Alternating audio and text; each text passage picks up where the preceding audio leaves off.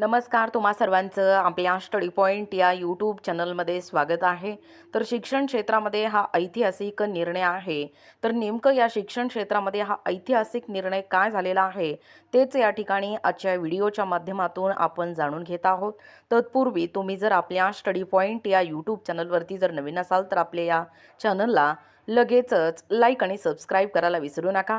बघा, एकूणच शिक्षण क्षेत्रात हा ऐतिहासिक निर्णय 12 वर्षापासून प्रलंबित विभागीय केंद्र प्रमुख परीक्षा ही प्रक्रिया अखेर आता पूर्ण झालेली आहे. बघा, जवळजवळ 12 वर्षापासून प्रलंबित असलेली ही शिक्षण विभागातील सर्वात मोठी केंद्र प्रमुख परीक्षा ही प्रक्रिया अखेर पूर्ण झालेला आहे. शिक्षण मंत्री दादा भुसे व राज्याचे उपमुख्यमंत्री एकनाथ शिंदे साहेबांना या ठिकाणी आनंदाची अपडेट आहे असं देखील सांगितलेलं आहे.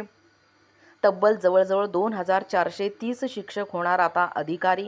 खरं तर 12 वर्षापासून प्रलंबित असलेली ही विभागीय केंद्रप्रमुख परीक्षा खऱ्या अर्थाने शिक्षकांना अधिकारी होण्यासाठी ही एक सुवर्ण संधी होतं आणि त्याच सुवर्ण संधीचं सोनं तमाम 2430 शिक्षकांनी या ठिकाणी केलेलं आहे. शिक्षक आता थेट अधिकारी झालेले आहेत. म्हणजे 2430 शिक्षक अधिकारी झालेले आहेत. शालेय शिक्षण विभागाच्या निर्णयाने प्रशासनाला मिळणार रॉकेट स्पीड. खरं तर ग्रामविकास मंत्रालयाच्या समन्वयातून शालेय शिक्षण विभागाच्या सातत्यपूर्ण पाठपुराव्यामुळे ही भरती प्रक्रिया यशस्वीरित्या राबवण्यात आलेली आहे.